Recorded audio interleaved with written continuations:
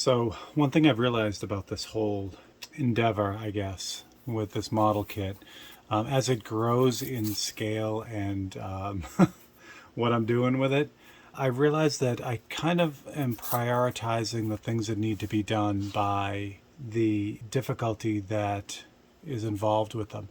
So the cockpit involved kind of changing all those pilots, and that's something I've never done before, so I wanted to get that done. That worked out really well. The next thing is the diorama base and the scratch building. That stuff I've really never done. So I want to get that kind of out of the way, so when I get to the actual just build of the model kit, that's going to be easy, painting it and getting it together. So we'll get the more difficult things out of the way. So the diorama base is one of those things that I really need to kind of work out.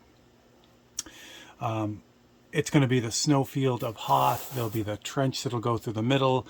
I'm not going to have the rebel soldiers because I think going to be too much. But right in this corner here, so the Walker AT ST will be right here, and then right in this corner will be a half blown up rebel gun turret, and then here will be as if it was evacuated. So there'll be all the footprints and the blown up bits and all kinds of stuff. So what I needed to do is I went online or I actually didn't go online. I actually watched Empire Strikes Back and took a bunch of screenshots from that battle scene. And so I have a bunch of photographs of the trench and everything that's going on with it. And what I've done is I've used this is basically just insulation foam. And cuts really well, sands really nice. And I started molding this so it's kind of gonna do what I needed to do. Originally I had this trench much smaller like this, and that's not really how it needs to be. So again, I used the photo reference, and I'm gonna have to cut off a little bit on this side, but that's about the size. And I have, once again, the this field maintenance set from Tamiya has been really a lot of fun. So this is one of the 1/48th scale people from that kit, and so I used him as kind of a guide to get the height using the photographs and all that fun stuff, and also the width too. You can kind of tell how far that was. And then what I did was I just marked it off on the board. So the next step with this is I want to carve this so that it really most of the work is done on it before I go and do the snow kind of application. So for the snow, I got to do a few things. I have to do some test panels, or test blocks. This is little bits and pieces of it. I've got a bunch of these. And what I've found so far out of all the little things that I bought, I've got some AK snow micro balloons. These are really cool. I'll probably end up using these at some point. But the thing that worked the best right out of the gate was this light modeling paste from Golden. It just worked really well. It smoothed on. I could manipulate it. It stays pliable for a while, so you can do a lot of different things to it.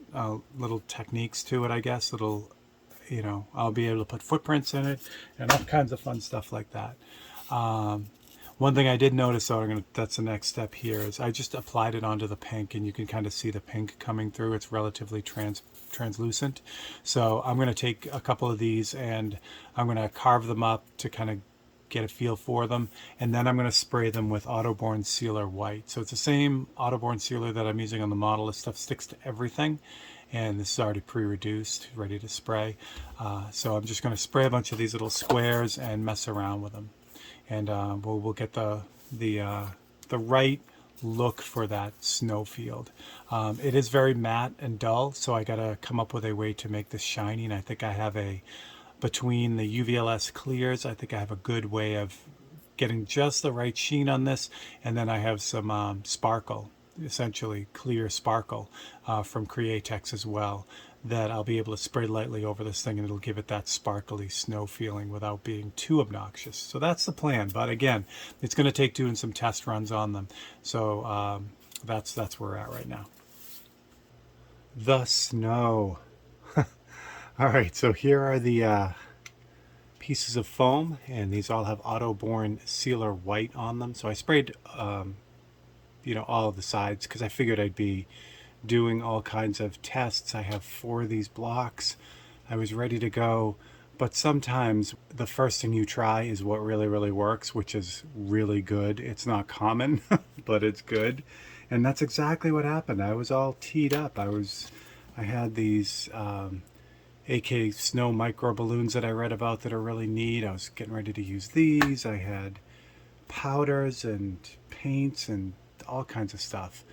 But here's how it turned out. So first thing I did was I took these little blocks, and since the modeling paste worked out so well, this is Golden Light modeling paste, since that really worked out as far as the look goes, and I'll hold this at an angle so you can see the shadow on it too. It just really had that snow look right out of the gate. Everything about it was great. So that's, I knew I was going to be going with that to start, but it was the next step. Definitely painting these pink insulation blocks white was the way to go. There are no, even if there are holidays, you can't see them, which is just what I want. I just got to work on the technique on spreading this.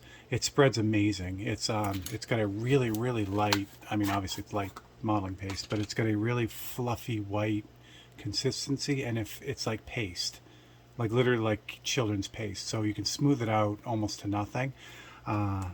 So it's going to take a little bit of practice to get it across the larger surface of the diorama, but I know I can get that down. I'm going to grab some spatulas.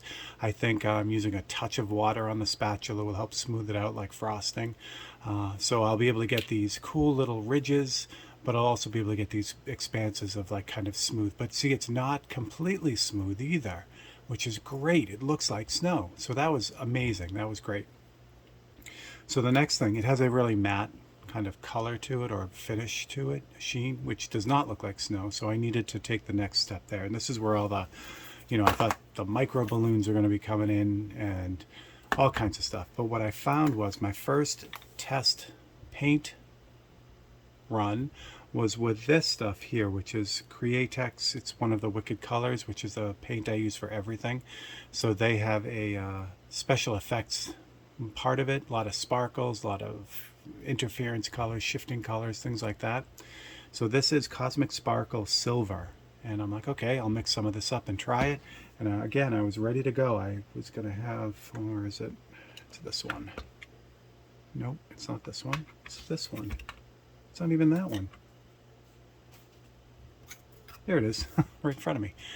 So I was ready to go. I have all the notes on it ready. These are what I was going to do. So it's ABS is Autoborne Sealer. And then the second coat was the modeling paste. Next one was UVLS Satin, that satin clear I was telling you about from Createx. And then this Cosmic Sparkle Silver. And then I taped it off because the other side was going to be Cosmic Sparkle Silver mixed with gloss. I didn't even need to get there. So I'm going to try to do this so you can see it with the light. Hopefully you can, but it is tough to see. But live, it gives it, there we go. Live, it just gives it just that little frosty sparkle to it. And again, this part was taped so I could see one against the other. But as soon as I pull the tape, I'm like, that's it. That's exactly it. That's exactly what I want. It gives it just a little bit of sparkle. And the sparkle are almost scaled. They're very, very tiny, but they look, like I said, they look 1/48 scale snow, which is amazing. So what I'll be able to do is do the whole diorama, get all the snow on there, and then just lightly spray this mixture of sparkle silver over the whole thing, and it will give me that really neat kind of sparkle. I did on the footsteps here. I kind of took, where's my surrogate? Here he is. This dude is going to be my footprints for the whole thing because he's got 2 feet. Well, obviously he's got 2 feet. He's got his feet here. And as the modeling paste was just about dried, I was able to push these footprints in. So I'll be able to do that all in the areas where they need to have footprints, especially near the edge of that trench. But then spraying with that sparkle silver just gave it just a little bit. And I think I overdid it, which is good because you do that on the test blocks. And then I'll know that I put like 4 coats on with this. I know I can hold off on 3 coats on the diorama and it'll be perfect. Yeah, so that's how it came out. I'm really, really happy. So that's, to get mentally off my plate is huge. I know now that I can get the snow done right, and that was big because I didn't know, I'd never done anything like this before, so I didn't really know what the answer was. And to come up with the answer so fast was fantastic. Takes a lot of pressure off. So what I'm going to do next is, I think what I'm going to do is I'm going to scratch build the turret next and start building some of the components. There are these boxes that are spread around the trench and things like that. I'm going to scratch build all those because I'd like to get those in before I put the snow on. Because if I don't, then I'll have to readjust the snow to get these other elements in. So I think I'm going to scratch build those, and then I'll do the snow. And that part, I mean, by that time, the diorama part of it will be pretty much done, which will be exciting. All right. So I will catch you guys on the next one.